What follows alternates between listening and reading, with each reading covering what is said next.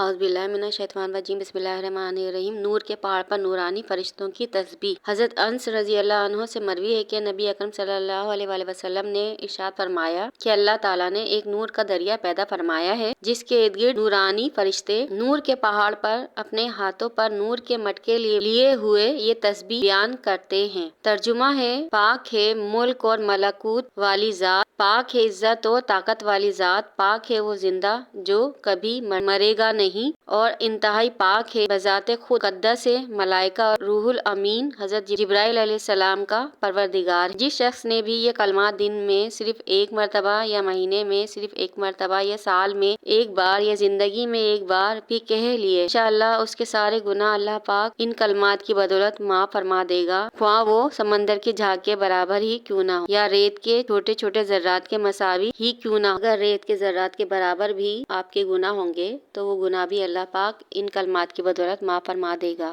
اگر کوئی شخص جنگ کے لیے جاتا ہے اور وہ پھر خوف کے مارے پلٹ آتا ہے، بھاگ آتا ہے دشمن کے خوف سے، تو وہ گناہ ہوتا ہے ان کلمات کی بدولت معاف فرما دے گا۔ ان کلمات میں بڑی تاثیر ہے۔ آپ روزانہ ان کلمات کو پڑھیں گے کا اندازہ لگائیں کہ آپ کا ہر مسئلہ اس طرح سے حل ہو جائے گا اور گناہ بھی آپ کے دھل جائیں گے۔ دعا میں یاد رکھیں۔